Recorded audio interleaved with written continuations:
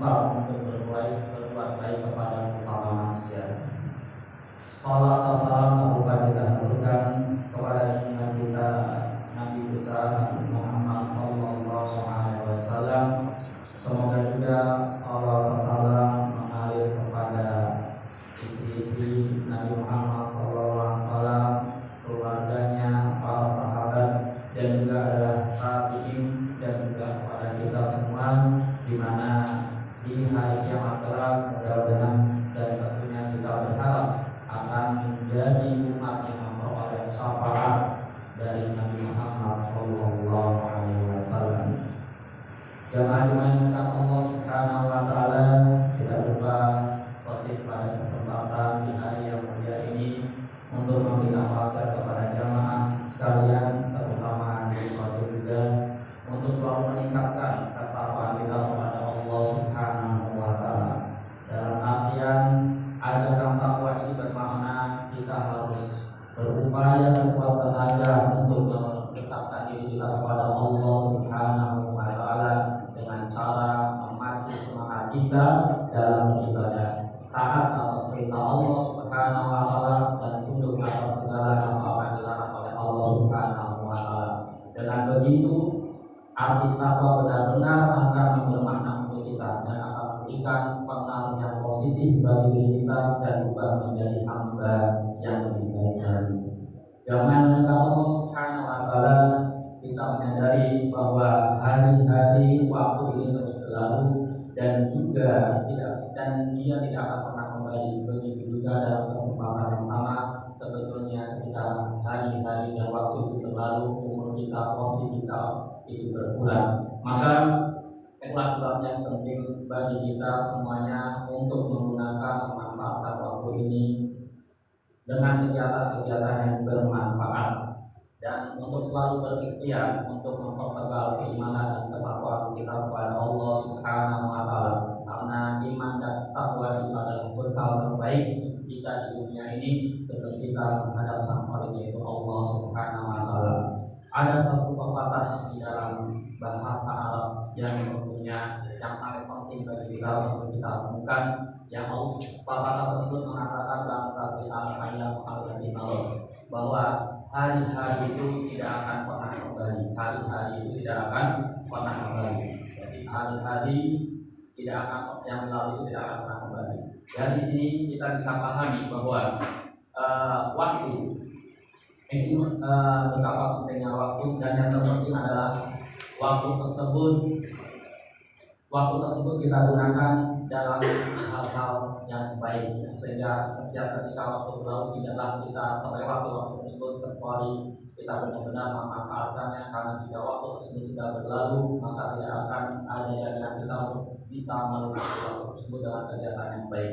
Hari Jumat memang akan hadir pada berikut-berikutnya, setelah ini akan ada hari Jumat lagi, tetapi berbeda hari Jumat sekarang dan hari Jumat yang lalu-lalu pun dia tidak akan kembali. Sehingga ada pepatah bahasa Arab mengatakan al-waqtu kasayfi lam taqtahu wa, waktu itu bagaikan pedang. Jika engkau tidak bisa menembas pedang tersebut, maka engkau akan tertembas oleh waktu tersebut. Sehingga alhamdulillah penyesalan akan berlalunya waktu, mengapa aku tidak bisa memanfaatkan usiaku seperti ini, mengapa ketika di usiaku ini menyesal, ketika dalam usia muda aku tidak melakukan kebaikan-kebaikan, tidak belajar lebih baik lagi, sehingga penyesalan itu datang, sehingga dia terlepas dengan waktu tersebut. Maka jangan menyangka Allah Subhanahu wa taala menyadari tentang waktu yang tak pernah kembali, dan maka tidak ada pilihan lain kecuali kita mengisinya dengan segala hal yang bermanfaat. Hidup ini sejatinya adalah menunggu waktu itu sendiri, dan kita pun tidak tahu kapan waktu itu akan tiba. Yang pasti usia kita ini akan terus berkurang, terkikis oleh perjalanan waktu itu sendiri. Oleh karena itu jangan menekan Allah Subhanahu wa taala di usia yang tersisa yang Allah karuniakan kepada kita ini, maka sebaiknya kita lakukan, kita perbanyak amal soleh kita di selama kita masih hidup di dunia ini. Dan tentunya pengabdian itu tidak pernah berpihak dan tidak pernah berkompromi dengan usia. Anak-anak, anak muda, anak tua, ya.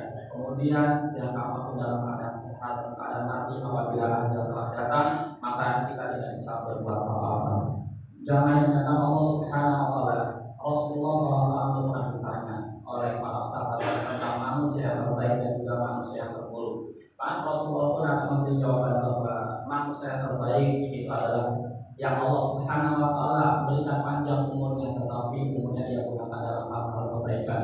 Begitu juga manusia yang buruk adalah mereka yang diberikan panjang umurnya, tetapi keburukan banyak pula yang melakukan. Sebagaimana Rasulullah SAW dan Rasulullah SAW mengatakan bahwa kita Rasulullah ditanya, Rasulullah SAW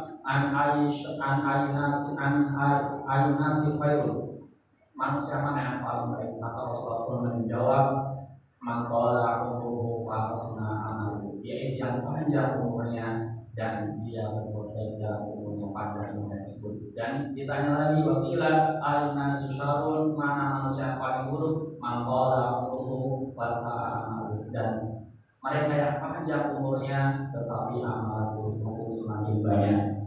Dan hadis ini maka kita bisa pahami bahwa umur yang panjang itu tidak hanya sekedar nikmat, tidak hanya sekedar anugerah karunia Allah Subhanahu wa taala, tetapi umur yang panjang itu adalah penentu kebaikan atau keburukan seseorang. Mereka dikaruniai oleh umur panjang oleh Allah Subhanahu wa taala, dan dia gunakan umur tersebut untuk mengerjakan kebaikan, memperbanyak ibadah, konsisten terhadap ketaatan, maka termasuk dengan golongan orang yang terpaling baik, manusia yang paling baik. Makanya Allah Subhanahu wa taala telah memberikan dia umur yang panjang dan berhasil menggunakannya untuk kebaikan.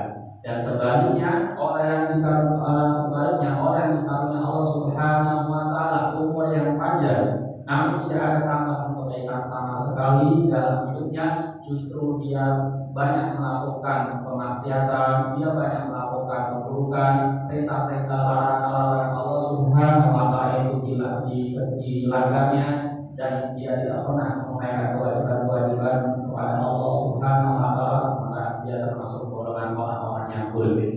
Oleh karena itu jangan Allah Subhanahu wa taala, maka jadikanlah setiap perjalanan waktu, berkurangnya waktu yang harus dilalui sebagai momentum kita untuk menekankan hakikat umur yang telah diberikan oleh Allah Subhanahu wa taala. Sedangkan tambahan umur kita, hari yang tambah yang mengurangi kita, umur kita ini menjadi perantara untuk menambah kebaikan dan ketaatan kepada Allah Subhanahu wa taala. Apakah tambahnya umur kita ini semakin banyak ibadah kita, atau justru dengan tambahnya umur kita akhirnya berlalu sebanyak kemaksiatan terus menerus dan juga kejelekan terus kita lakukan.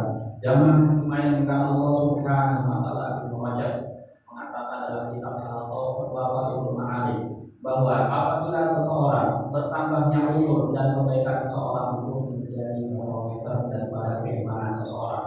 Karena orang yang beriman akan terus bertambah ketaatannya seiring dengan bertambah usianya.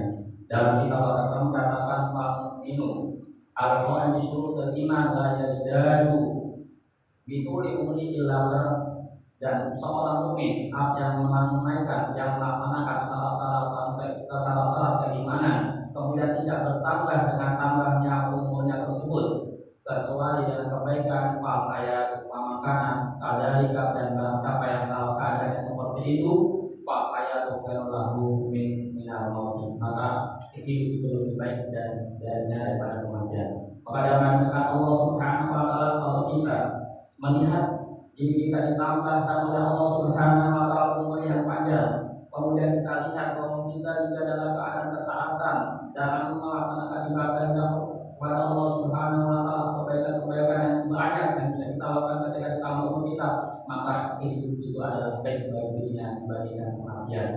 Dan karena itulah Rasulullah SAW mengajarkan kepada kita sebuah doa agar kita senantiasa berdoa kepada Allah Subhanahu wa taala agar menjadikan hidup ini sebagai ajang untuk selalu menambah kebaikan. Rasulullah SAW berkata doanya, Allahumma ta'ala jaga lagi ini buat amal ya Allah, jadikanlah hidup ini ada tambahan bagi untuk melakukan banyak kebaikan, dan jadikanlah kematian itu adalah sebagai istirahat untuk melakukan kebaikan. Begitulah kami mengucapkan Allah Subhanahu wa taala terlebih seseorang yang apabila telah memasuki usia 40 tahun, Allah Subhanahu wa taala Al-Qur'an mencantumkan bagaimana misteri belakang usia 40 tahun tersebut. Markus Mempaya mengatakan bahwa usia fase manusia itu ada 4, yaitu pertama usia anak-anak dari dia lahir sampai usia balik. Yang kedua adalah usia muda dari usia balik sampai dengan usia 40, dan usia dewasa dari usia 40 sampai 60 tahun, dan usia tua dari 60 tahun dan seterusnya. Maka orang-orang yang telah mencapai usia 40 tahun, Allah Subhanahu wa taala tercantum dalam Al-Qur'an.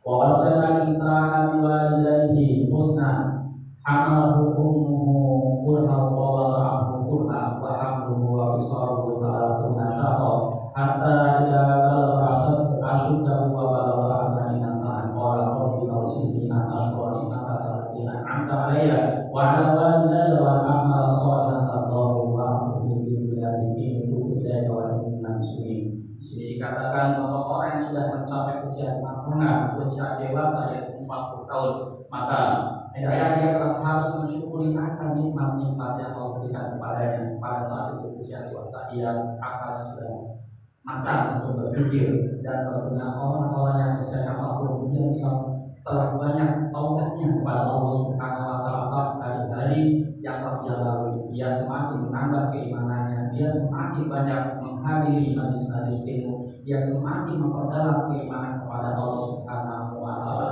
Karena di masa-masa mudanya ketika sebelum mencapai usia 40 tahun, maka dia mungkin banyak lalainya, banyak pelanggaran-pelanggaran yang dia tidak menunaikan kewajiban Allah Subhanahu wa taala. Maka ketika usia 40 tahun ini, maka Allah Subhanahu wa taala Rabbi awzidni, ya Allah berikan aku rasa syukur kepada an asykura nikmataka, untuk mensyukuri nikmat-nikmat yang Allah berikan kepadaku.